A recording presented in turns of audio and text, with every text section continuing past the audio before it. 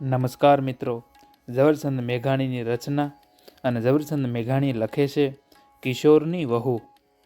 તે દિવસે લગભગ અડધું ગામ આભળવા નીકળ્યું છે. મોતીસા શેઠની કિશોરની વહુને સવારે 5 વાગે કાઢી ગયા ત્યારે શેરીએ શેરીએ સ્ત્રીઓ એક મોએ વખાણ કરતી હતી કે સસરો હોય તો મોતીસા શેઠ જેવો જ હોજો. રોજ 20-20 રૂપિયાની તો દવાઈઓ વાપરી છે. ઠેઠ મુંબઈથી મઢમું તેડાવી ગોરો સર્જન રોજના 500 રૂપિયા 1.5 દીને 2 રાત બેસી રહ્યો. ઠેઠ પાતાળેથી પણ જીવ પાછો વાળે તેવી ભારે ભારે દવાઓની પિચકારીઓ એણે મુકાવી. ખર્ચ કર્યામાં સાસરે પાછું વાળી કાંઈ જોયું નહીં.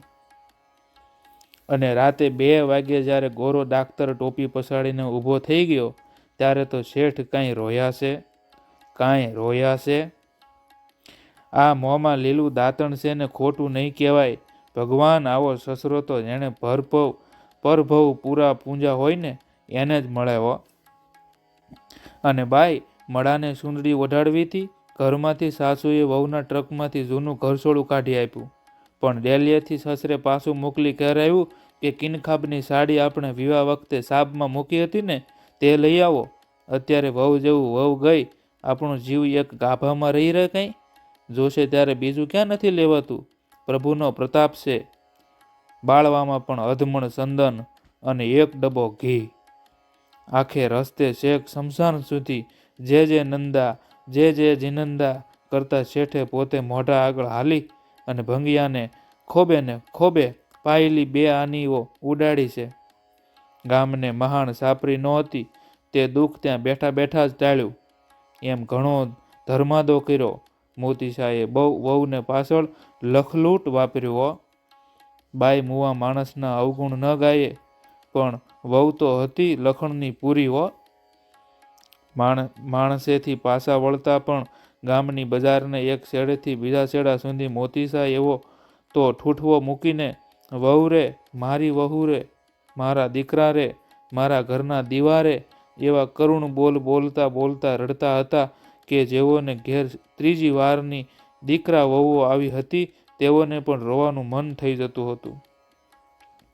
ખીમચંદ ભરાડી. ગામમાં ખીમચંદ શેઠની અટક જ ભરાડી પડી ગઈ. વાત કરતો હતો કે આ હગે હાથે મેં 3 દીકરા વહુઓને દેન દીધા છે ને હગી આંખે મળતા બળતા જોયા છે, પણ આજે મરીએ સાતી થર નથી રહેતી. મોતીસા શેઠ સાંભળી શકે ને તેવી રીતે બોલાઈથી એમને વધુ રડવું આવેલું. અને ખીમચંદ ભરાડી એવા મોકાનું બોલેલો કે પાછળથી મોતીસાએ ખીમચંદનું બધું કરજ માફ કર્યું હતું. ડાઘુઓ થોડીવાર આજના જ ભાવ અમેરિકાના રૂના બજાર, ગામના વસવાયા લોકોની વધી પડેલી ફાટ વગેરે પરસુણે વિષય પર વાતો કરી શેઠનું મન બહુના શોકમાંથી બીજા વિચારો વાળી દઈને બપોરે 12 વાગ્યે વિખરાયા. તે પછીના અડધા કલાકની અંદર આટકોટવાળા ફૂલા શેઠ, જેતપુર હાઈસ્કૂલના હેડમાસ્તર મોરારજી ઠેબાણી, M.A. રાજકોટના સુધાકર બારિસ્ટરનું ખાસ આવેલું માણસ અને ખમીસાણા ગામડાનો પ્રેમજી વાણિયો, એમ 4 કે 5 જણ આવી ગયા.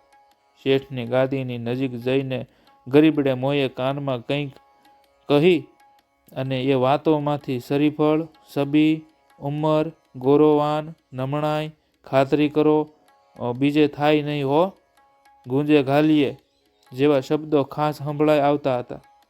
એ સૌને મોતીસાએ ટૂંકો જવાબ આપ્યો કે હું જોઈશ, તમને પૂછ્યા વિના નહીં કરું. સૌમાંથી ખમીસણવાળા પ્રેમજી વાણિયાની સાથે મોતીસાએ વિશેષ ચોકસાઈથી વાતો કરી. લ્યો વેવાણ, હું ત્યારે રજા લઉં છું.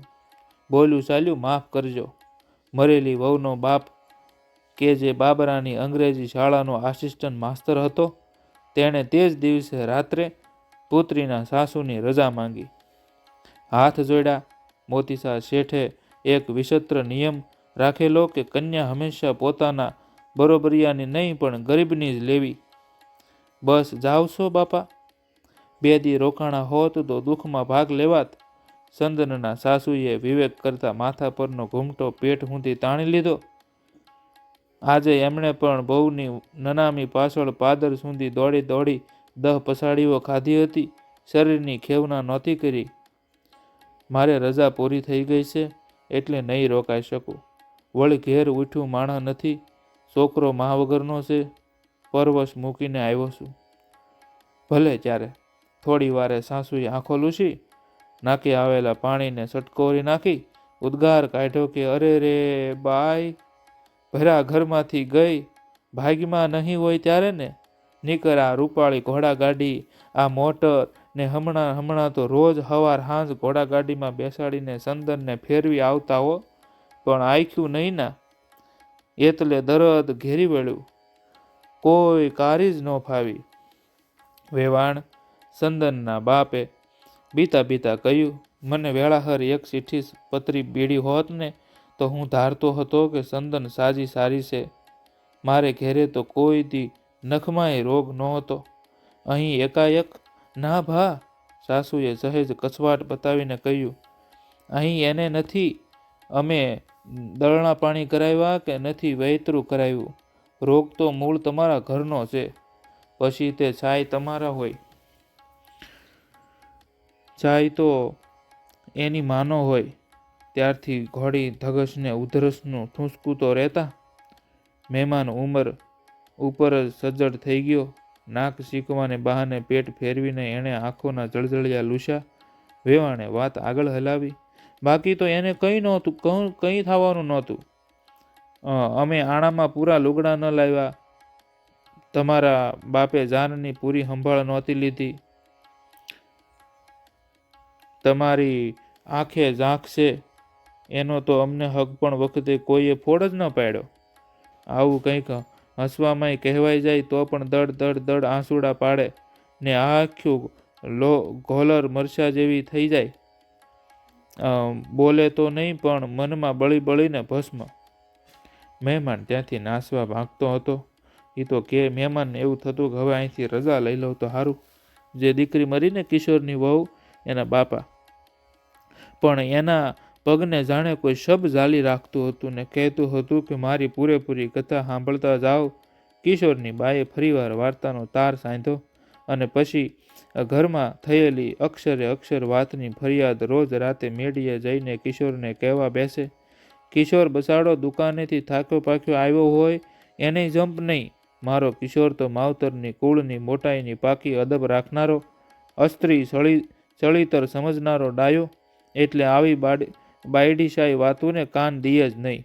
પછી તો ધૂસકે ને ધૂસકે રોવાનું હાલે, ઇસ્ટોલિયા ઉપડે, ઘર આખાને જંપવા ન દીએ. એક વાર તો તમારા વ્યવહાર પૈંડે ઉઠીને રાતે 12 બજે બહાર આવ્યા, તાળ નાખી કે વહુને ન પોહાય તો કાલ સવારે કઢાવી દો ખીજડીયા જંકશનની ટિકિટ. જાય બાબરે, અહીં તે શું કોળી વાઘરીનું ઘર છે? જરા ખોવડું તો ઓળખો.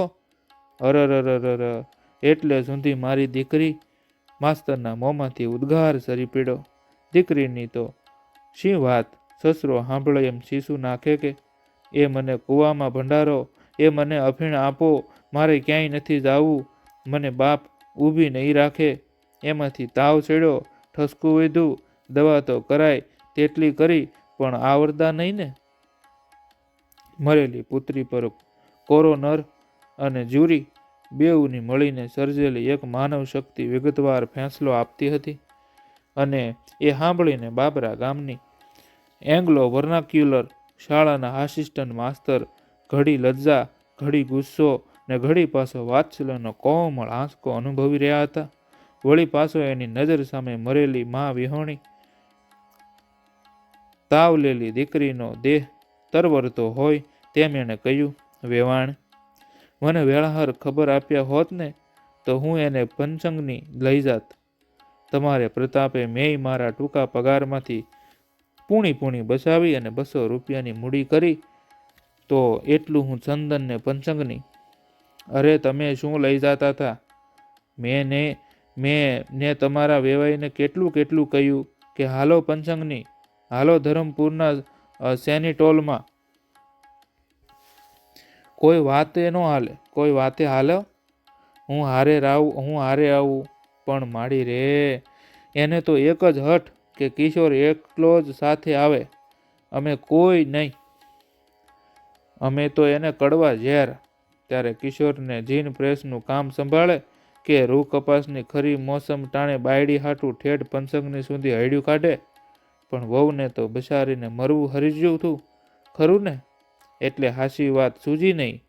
એની તો એક જ હટ કે પંસંગની નહીં, ધરમપુર નહીં, ક્યાંય નહીં, જીનને જ બંગલે મને એકલીને કિશોર ભેળા રહેવા દો, તમે કોઈ નહીં.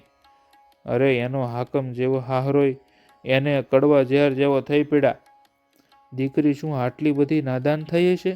પુત્રીનો પિતા તો ગામડિયા છોકરા ભણાવતો કોઈ વાર નાની સંદનને બોટાદ કરની રાસ તરંગીણી વાંચી સંભળાવતો અને કોઈ વાર રાતે પરીક્ષા પત્રો તપાસતો 13 વર્ષની સંદનને અંદરના ઓરડામાં બાપની પથારી પાથરતી રસનીએ રેલ સખી સાંભળે રૂપાળી રેત વાળી પંક્તિ કોમળ કંઠે ગાતી સાંભળતો. તે બધું અત્યારે તો વિસરી ગયો. જે દીકરી એના બાપના ઘરે રહેતી હતી એ કેવું એનું વાણી વર્તન હતું એ બધું વિસરી ગયો. છેવટે વેવાણના એકાદ કલાકના ઉદ્ગારોમાંથી 2-4 વસ્તુઓ પકડીને બાબરે હાલ્યો ગયો. એક તો સંદન હઠીલી, બીજું એનું આખ્યું નહીં, અને ત્રીજું કિશોરને એણે હંતાપ્યો. મોતીશાની મર્યાદા ન પાળી, સાસુની શિખામણો ન લીધી, ને ચોથું મોતીશા શેઠે સંદનનું મોત સુધાર્યું. આ બધી અસરથી એને પ્યારી પુત્રીના અવસાનનો શોક ઓછો થઈ ગયો. ઘડીભર એમ પણ થયું કે મોટા ઘર સાથેનો મારો સંબંધ વધુ બગાડવા એ ન જીવી તે પણ સવળું જ થયું. એક જરૂરી બીના કહેવી રહી ગઈ. આભડીને આવ્યા પછી પહેલી જ વિધિ કિશોરને માથે લાલ પાઘડી બંધાવવાની, કપાળે સાંદલો કરવાની અને જરીક ગોળ સખાડવાની હતી. જમાડવી જોઈએ તો લાપસી, પરંતુ કિશોરના બા અને બાપા બંને જણા વાલી વહુની ચિતા હજુ હળગી રહી છે ત્યાં કંસારનું આંધણ ન મુકાય એવું વિચારીને ગોળથી જ અટક્યા હતા. આ વિધિઓમાંથી નિવૃત્ત થઈ કિશોર રોજના કામકાજ પર ચડી ગયો હતો. દરેક માણસ સારા અથવા માઠા ચાહે તેવા આખરી પરિણામને માટે જ ઉત્સુક હોય છે. કિશોરના મન પરથી પણ સંદનની માંદગીની લટકતી પથારી ખસી ગઈ હતી. છેલ્લા 8-10 દિવસથી તો વહુના ક્ષયના જંતુઓ રખેને દીકરાને સોંટેએ બીકે કિશોરની બાઈ અને સંદનની પથારી પાસે પણ આવવા નહોતો દીધો. એટલે કિશોરને ખાસ વિયોગ દુઃખ જન્મે તેવું રહ્યું ન હતું. મેળી ઉપર વારે વારે સૌને સડ ઉતર કરવી ન પડે તે માટે સંદનની પથારી તો છેલ્લા 1 મહિનાથી કિશોર સંદનના શયનખંડમાંથી ખહેડી અને ભોંય તળિયે જ લાવવામાં આવી હતી. એમ કરવાના બીજા પણ કેટલાય કારણો હતા. મોતીશા અને શેઠાણીને કાને એક ચોંકાવનારી વાત તો એ આવી હતી કે છેલ્લા 4 મહિનાથી રાતમાં સંદનના જાડો પેશાબના પોટ કિશોર પોતે જ ઉપાડીને સાનોમાનો કોઈને સંસળ ન સાંભળે તે રીતે લપાઈને સંડાસમાં નાખી આવતો. એનું ખરું કારણ એ હતું કે સંદન હવે સંડાસ સુધી જઈ શકતી ન હતી. મા બાપને તો એમ જ લાગેલું કે વહુએ એ રીતે દીકરા ઉપર અમલ ચલાવવામાં હદ વટાવી ગયા છે. વસ્તુતઃ તો સંદન 4 વિસામાં ખાઈને પણ સંડાસમાં જ પહોંચતી. હકીકત તો એવી હતી કે બિચારી 4 પોરા ખાઈ કે સંડાસ પહોંચતી. અને કિશોરે આ ભંગી કામ કરવાની જીદ કરી ત્યારથી સંદનને જાડો પેશાબ દબાવી રાખવાની ટેવ પડેલી. આજે પેલો ગોળ ખાધાને 4થો દિવસ છે. કિશોરનું મન મોકળું થયું છે. સંદનનું રોગી જીવન સાંભળે છે, પણ તેથી એને વ્યથા નથી, રાહતની લાગણી છે. બિચારી રીબાતી હતી ને તે છૂટી ગઈ એવો અનુકંપાનો ભાવ પણ ઉઠે છે. વળી પોતાને એકલાપણું લાગશે, વિરહ સાંભળશે, તે પહેલાં તો નવા લગ્નની દુનિયાનો કાંઠો શરૂ થઈ જશે એમ પણ એણે માની લીધેલું. પણ હકીકત એથી ઉલટી બની. મોતીશા શેઠ તો જો ડાયા હોત તો એને કિશોરને 12 ગામ હિસાબ કિતાબના ઉઘરાણીમાં મોકલી દેવો જોઈતો હતો, અથવા કંઈ નહીં તો એને અમદાવાદની પેઢી પર જ મોકલવો હતો. ત્યાંનો મુનિમ વ્યવહાર કુશળ હતો. કિશોરને નાટક સિનેમામાં લઈ જાત, પણ ભૂલ એ થઈ ગઈ કે કિશોરને જીન પ્રેસના કારખાના પર જ રાખ્યો. કારખાનું ગમે તેમ તોય જીવતું જગત છે. કારખાનું તો ગમે તોય જીવતા જીવોનું જગત છે. ત્યાં બેહનાર માલિક અને ધન પ્રાપ્તિની વચ્ચે સેંકડો હૈયાના ધબકારા સંસાઓના થડકાર જેટલા જ જોરદાર હાલી રહ્યા હોય. કારખાનાના સંસા ચલાવનાર મજૂરોમાં સ્ત્રીઓ મોટી સંખ્યામાં હતી, કેમ કે એને ઓછી રોજી આપવા છતાં કામ દોઢું ઉતરતું. બાર ઝાડની ડાળે બાળકોના ખોયા લટકાવીને માતાઓ સંસા ચલાવતી. બચ્ચા રોવે ત્યારે ઢીબરડીને પછી ધાવણ પાતી. સાસુબહુઓ ઉઘાડે સોગ લડી બોલી અને પાછી કંઈ ન બન્યું હોય તેવી રીતે કામે લાગતી. હંસો ચલાવતા બાયડીને આગળ વઢાય તો દોડીને એને ધણી 100 મજૂરોની વચ્ચે પણ એને ઘાસલેટમાં બાળેલ પાટો બાંધી દેતો. તે પગે ઘવાયેલી સ્ત્રીને નાના બાળકની માફક ફેડ બેસાડી અને ઘેર લઈ જતો. આવું પડદા વગરનું મજૂર જીવન જોયું એ કિશોરને માટે વાઘના બચ્ચાએ લોહીનું ટીપું સાંખ્યા જેવું બન્યું. એનામાં મૂળથી જ મોતીસા મજબૂત સંસ્કારો ઉઘેડા ન હતા. વયમાં એ જુવાન હતો. કોઈ વાર મનને નબળું બનાવી મૂકનાર દંપતી સાહિત્યની વાર્તાઓ વાંચવાની તક પણ એને મળી જતી. તેમાં સ્ત્રી ગુજરી ગઈ અને અહીં આ મજૂરોને દુઃખમાં ખદબદતા છતાં કુળ પ્રતિષ્ઠા જવાના ભય વિના મોકળા મણમાં જીવતા દીઠા. જૂની સ્મૃતિ જાગવામાં કોઈ જાણે કુદરતના કયા નિયમો કામ કરતા હશે ને, તે તો અમે જાણતા નથી, પણ વિચિત્ર તો બહુ લાગે છે કે એક જુવાન મરજૂણ લેગતી ખેલતી સાંજે કિશોરની મોટર કનેથી પસાર થઈ અને એ હાંજના ભળભાખરામાં કિશોરે એના મોં પર દેવ જાણે શીએ પરિચિત રેખા જોઈ લીધી અને દૂર દૂરથી હવામાં ગળાતું એ ટીખળી મજૂરનું ગીત ગાને પીડ્યું. બાળી જાળીને જીવડો ઘેરે આવ્યો રે લોલ, હવે માડી મંદિરીએ મોકળાણા જો, ભવનો ઓશિયાળો હવે હું રહ્યો રે લોલ. કિશોર ઘેર ગયો. દીવો બળતો હતો એ તે બુઝાવી નાખ્યો. ઓરડાની એક ખીટી પર ચંદરની ઘણા વખત પહેલાંની ઉતરી ગયેલી હાડીમાંથી ફાડેલો જોડા લૂસવાનો એક કટકો પવનમાં ઝૂલતો હતો. એ અમસ્તો પણ આજે એને ચંદ્રના છેદાયેલા અંગ જેવો લાગ્યો હો.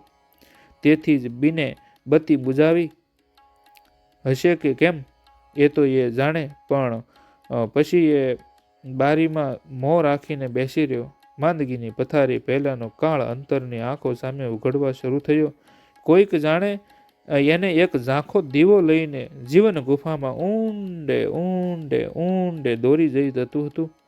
ગુફાના તળિયામાંથી કોઈનું ડૂસકા ભર્યું વચન સંભળાતું હતું કે ત્યારે તમે મને શા માટે પરણ્યા, શા માટે પરણ્યા?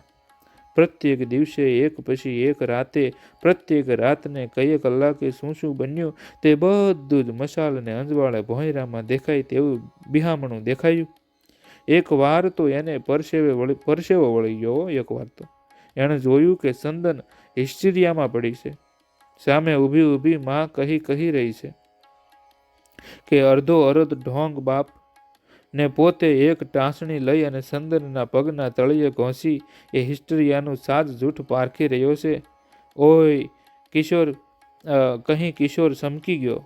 ઓય એમ કહી કિશોર ચમકી ગયો. તે વખતે અંધારે અગાસી પર એના બાપ આવીને ઊભા હતા. અંધારું કેમ છે કિશોર? એમ કહી મોતીસાએ નોકરને બોલાવી દીવો પ્રગટાવ્યો. પછી વાત છેડી. હવે આપણે જલ્દી નક્કી કરવું પડશે. શાનું? એટલું પૂછવાની પણ કિશોરમાં શક્તિ નહોતી. મોતીસાને પણ પ્રશ્નો સાંભળવાની ટેવ નહોતી. એમણે સ્પષ્ટ કર્યું, આપણા ઘરના મોભા મુજબ વહુના 12માં પહેલાં જ બોલાઈ જવા જોઈએ. એક દિવસ પણ મોડું થશે તો લોકોને વહેમ પડશે કે તારામાં કંઈ કહેવાપણું હશે ને પછી સૌના મન સંકળાશે. મોડું પણ આપણે કરશું તો ખરા જ. આબ ધરતીના કડા એક કરીને પણ કરશું, પણ અત્યારે થાય તે 1.25 લાખનું લેખાય. કિશોર નિરુત્તર રહ્યો અને બાપે ચલાવ્યું. 4 દિવસમાં 25 ઠેકાણાના તાર ટપાલ છે. એમાં આટકટવાળા ફૂલા શેઠ તો વહુને ક્ષય છે એવું સાંભળ્યું ત્યારથી આપણી વાટ જોઈને બેઠા છે. પણ મને હામો પૈસાદર સગો પોસાય નહીં. મને હામો પૈસાદર હગો નથી જોતો. મોરારજી માસ્તરની દીકરી સહેજ ભીની વાને છે એટલે એ તો હીરના ચીરમાં પાણકોરના થીગડા જેવું થશે. સુધાકર બારિસ્ટરે આપણા રાજના દિવાન સાહેબ મારફત મારું ગળું ઝાલ્યું છે, પણ એણે તે કન્યાને વધુ પડતી કેળવણી આપી છે. આપણને પોહાયું ન પોહાયું તો પછી હામાં બારિસ્ટર ઠીક નહીં? વળી કન્યા 20 વર્ષની થઈ છે અને કંઈક કહેવાપણું હોયા વિના તો ન જ બને ને. બધી દ્રષ્ટિએ ખમીસણ વાળો પ્રેમજી શેઠ કંઈક ઠીક લાગે છે. એમ આપણી શેહમાં દબાતો રહેશે ને આપણે ઘેર કન્યા આવ્યા પછી સંગીત, અંગ્રેજી વગેરે તારે જે શીખવું હોય ને તે શીખવી શકાશે. 2 માસ્તરો રાખશું. બાપુ, કિશોરના હોઠમાં ટેભા તૂટતા હોય એવો અવાજ થયો. મારે જુદા થવું છે. જલ્દી મજિયારો વહેંચી આપો. હે? શું? માકડાને મોઢું આવ્યું કે? મોતીલાલ શેઠે આજ જીવનભરમાં પહેલી જ વાર દીકરાની જીભ ઉપડતી દીઠી. માથું ભમી ગયું છે કે? મારા 72 કુળ બોળવા છે બેઠો કે હું? 1 અઠવાડિયામાં મજિયારો વેચી આપો, નહીં તો હું કોર્ટે ચડીશ. એટલું કહીને કિશોર ત્વરાથી નીચે ઉતરી ગામ બહાર આવેલો. નદીની ભેખડ પર બેસી ત્યાં એટલો બધો પવન ફૂંકાતો હતો, ત્યાં કિશોરને એટલો ઓછો પડ્યો હોય તેમ એ પોતાની પેરણની સાળે વળી છાતી પર પવન ખાવા લાગ્યો. જીવતી હતી ત્યારે બંધ કરેલા ઓરડામાં પણ જેને મા બાપ સાંભળી જાય એ બીકે ગળું ખોલીને બોલાવી નહોતી, તેને આજ કાળ સિંધુને સામે કાંઠે સંભળાય ને એવા તીણી શીશ પાડી અને કિશોર પુકાર ઉઠ્યો કે ચંદન, ઓ ચંદન, મેં તારું ખૂન કર્યું ચંદન, મેં તારી સંભાળ ન લીધી. કેવી અદ્ભુત ઘટના ઘટી ગઈ. કિશોરની વહુનો કેવો પ્રસંગ બની ગયો. ક્ષય હતો, સાસરિયામાં ધ્યાન ન અપાયું અને કિશોરને અંતે પસ્તાવો થઈ અને સિંધુ નદી કાંઠે જઈ અને બૂમો પાડે છે કે ચંદન, ઓ ચંદન, ઓ ચંદન.